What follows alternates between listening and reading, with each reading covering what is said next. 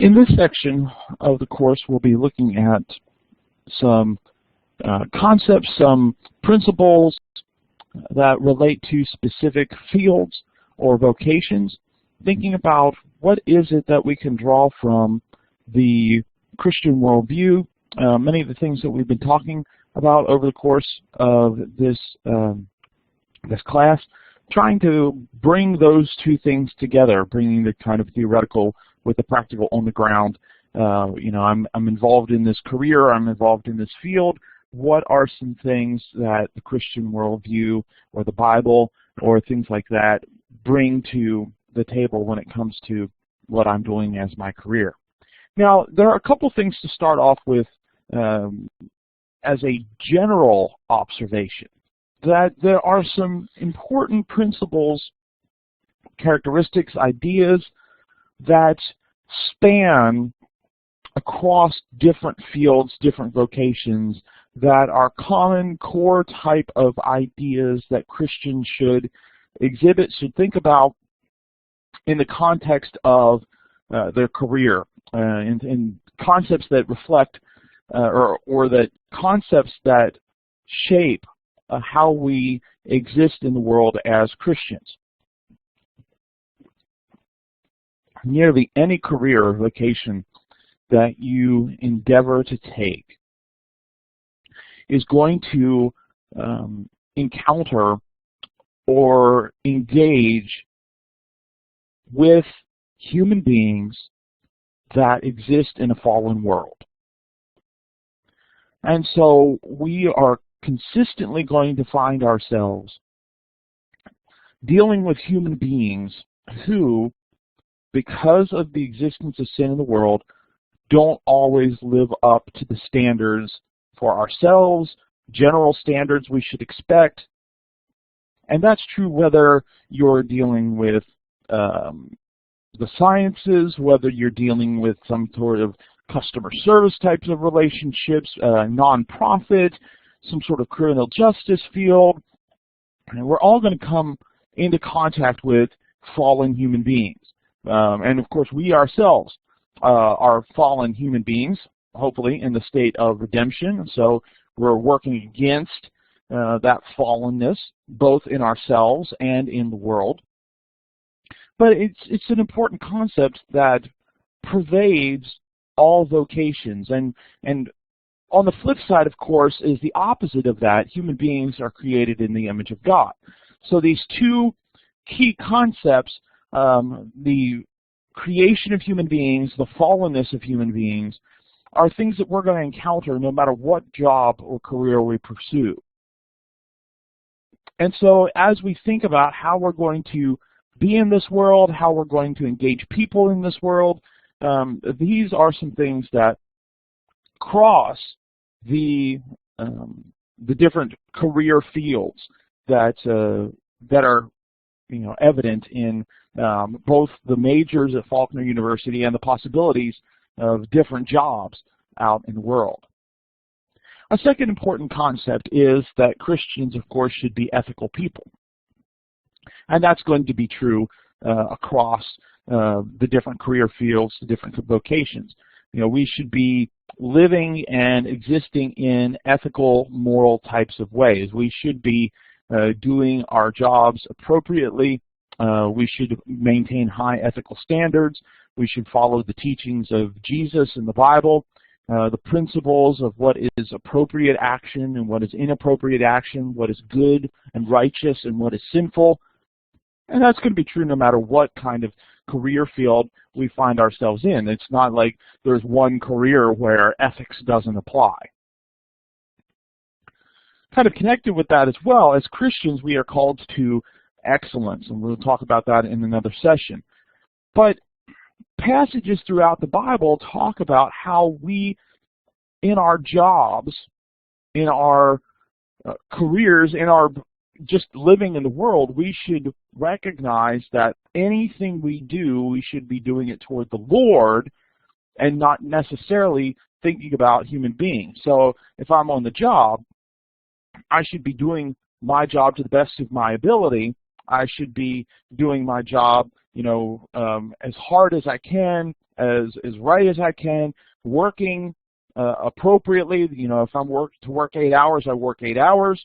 I do the best I can because I serve God, whether or not my boss recognizes what I'm doing, whether or not I could fool my boss into thinking that I'm giving 8 hours when I'm actually only giving 6. You know, these things are things that are true across the board for Christians, that these are things we should be pursuing. And part of what it means to be a Christian in a particular field is doing the best at your chosen field. Right? Because we need to understand or conceptualize what we're doing as being done to the Lord and not done for human approval, not done because we don't want to get fired, those kind of things. Yeah, you know, at the base, yeah, there are some of those things that are true, but we need to elevate beyond those kind of things. A fourth thing that's common across careers is the idea of, when possible, sharing Jesus. Now, some careers, there's going to be a lot more openness to that. There's going to be a lot more opportunity for that in a specific career. And certainly, you know, outside of our job time, we should be sharing Jesus as we have the opportunity.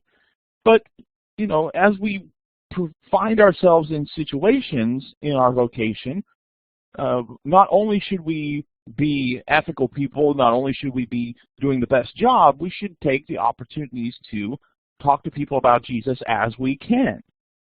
All right? We need to be wise as serpents and harmless as doves, as Jesus said, and so sometimes it might not be wise to say certain things, but then other times we need to say certain things, right? So we need to develop wisdom on how to share Jesus, you know, when to share Jesus, but not being afraid to take those opportunities when they present themselves, and not hiding, of course, who we are. Which also is kind of connected with another important concept that goes across career field, is that, you know, our example should be seen by others. Right? We're not in such a way of we're trying to draw attention to ourselves or earn praise for who we are, but, you know, people should see Jesus working through us. Now, that isn't necessarily going to always cause people to say, well, why are you so happy, or why are you so efficient, or, you know, let me know more about what you believe in because I want to be that way. But whether or not people ask us questions or want to know more about who we are or want to know more about Jesus, we still need to be living examples of who Christ called us to be. And that's tied up in a lot of those things related to ethics and excellence and sharing Jesus. And so our example is important. It's not the only thing. We can't just assume that people are going to see our examples and convert. Right? There's going to have to come that time, if we want to share the love of Jesus with the lost world, there's going to have to come that time when we need to say some things. Right? The people need to know some things, and we're going to have to just say something. I mean, you know, people aren't going to say, look at our example and say, oh, I need to change my life and be baptized and start going to church. Right? You know, so at some point we need to be able to talk to people about certain things related to Christianity, but on the other hand as well, our example should be such that people don't have anything bad to say about us that can be proven true. Right? People are going to say bad things about people. It's a matter of whether or not it can be proven true. And there are a lot of other things we could say about that. But no matter what career field we are planning on going in, all of these concepts, and there's probably some more we could pull out here, are going to be common concepts, common characteristics, common goals that no matter what field, you know, these are the things that we aspire to. But there are, I think, some important ideas within the Christian worldview that are important concepts for us to think about, try to incorporate as we think about, okay, I'm a Christian, what does it mean to be a Christian in this particular field? What is it, how do I think about being Christianly in this particular field? And so we're going to cover a wide variety of fields.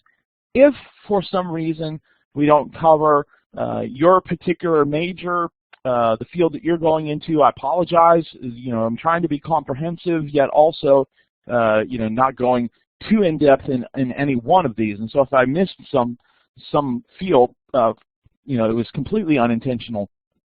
But hopefully there are some ideas found in some of these other discussions that you can use and bring into some of the other things, or some of the things that you, in your field, would be important or think about.